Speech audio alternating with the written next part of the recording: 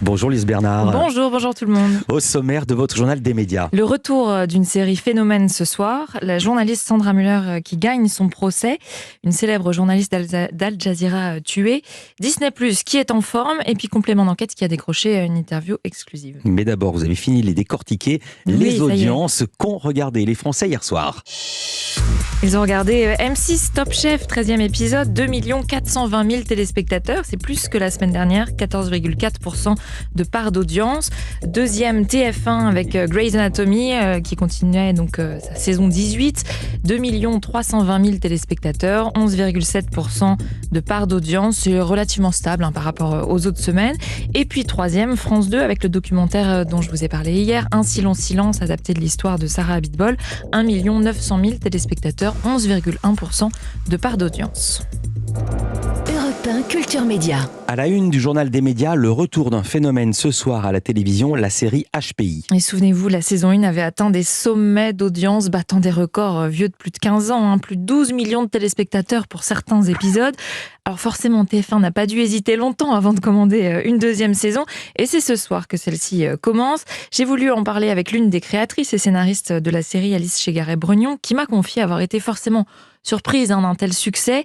Et puis je lui ai demandé si elle avait cherché justement à analyser ce succès pour pouvoir réussir autant sa deuxième saison. J'essaie de pas trop décortiquer. Je pense que c'est un peu dangereux de commencer à décortiquer un succès, de se dire qu'est-ce qui marche pas. Alors évidemment, je pense que les fondamentaux, c'est ce mélange de polar et de comédie. Ce personnage, évidemment, avec ce côté très libérateur, elle fait un peu tout ce qu'on aimerait faire et qu'on n'ose pas faire, quoi. Et je pense aussi qu'il y a quelque chose dans l'inversion dans les rôles traditionnels de duo, l'inversion de genre, c'est-à-dire avec l'homme qui porte cette fois-ci le sérieux, l'empathie, et la femme qui a le rôle du clown, qui s'autorise tout. Et ça, je pense que c'était un peu nouveau. Et que forcément, ça génère beaucoup de comédie.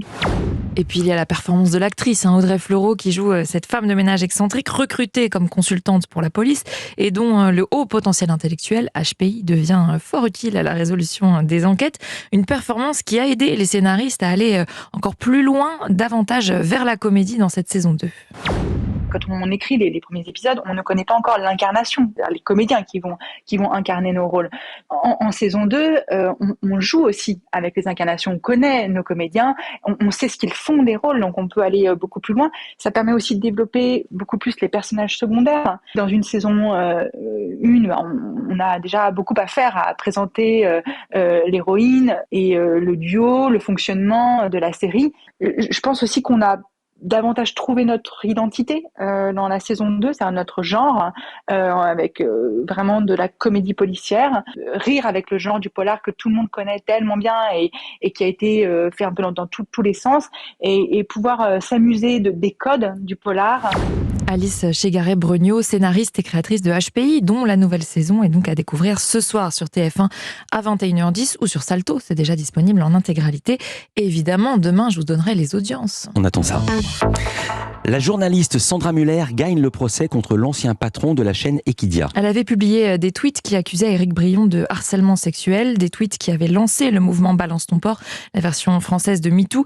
Éric Brion avait alors porté plainte pour diffamation et gagné en première instance, mais la Cour d'appel avait relaxé Sandra Müller, décision confirmée hier par la Cour de cassation. Elle a donné raison donc à la Cour d'appel, estimant que les propos de Sandra Müller reposaient sur une base factuelle suffisante pour leur reconnaître le bénéfice de la bonne foi, et elle ajoute que ces propos contribuaient bien à un débat d'intérêt général sur la dénonciation de comportements à connotation sexuelle non consentis de certains hommes vis-à-vis des femmes. Fin de citation.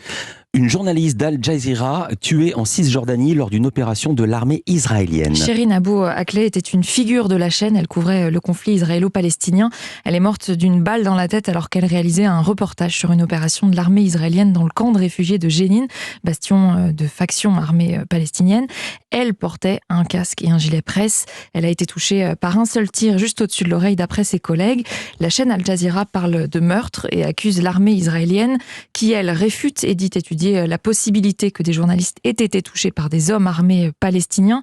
Impossible, d'après les témoins sur place. Nous étions 4 journalistes dans une zone dégagée. Il n'y avait aucune confrontation ou tir émanant de combats palestiniens, ont-ils témoigné auprès de la chaîne Al Jazeera. L'ONU exige donc une enquête indépendante sur les circonstances de la mort de la journaliste. Au premier trimestre 2022, il y a plus d'abonnés que prévu pour Disney+. Oui, la plateforme en comptait 137 millions fin mars, soit une hausse de 33% en un an, c'est-à-dire 3 millions de plus que ce qui avait été prédit. Un résultat à l'opposé de la concurrente, Netflix, qui a récemment dévoilé avoir perdu des abonnés, une première d'ailleurs depuis plus de 10 ans.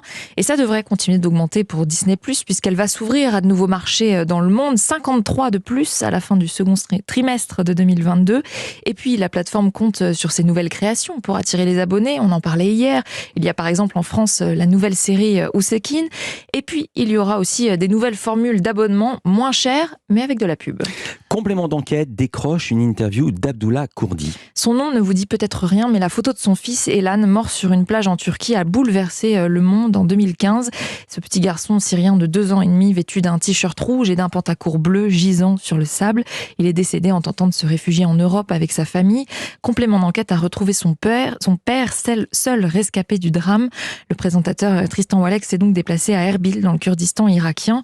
Il y a recueilli les confidences d'Abdullah Kurdi, son histoire et celle de sa famille, avec notamment des vidéos personnelles jamais diffusées auparavant. Il raconte aussi sa désillusion, une fois l'émotion mondiale passée, les promesses non tenues.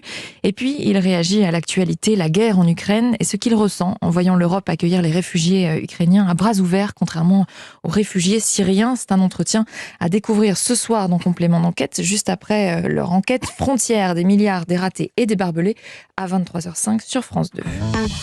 Cyril Hanouna s'apprête à produire un nouveau film, et pas n'importe lequel. Oui, après les Secpa et Ténor qui sont toujours à l'affiche, l'animateur va financer un autre long métrage baptisé Je déteste Cyril Hanouna. C'est la lettre de l'audiovisuel qui dévoile cette information et qui précise que le film pourrait s'agir d'un recueil des réactions de haine contre Cyril Hanouna. Donc, il serait terminé, ce film, pour l'automne ou l'hiver prochain. Merci beaucoup, Louise Bernard. Ces infos à retrouver dans notre newsletter média. L'inscription, c'est sur europe1.fr. Faut-il le répéter?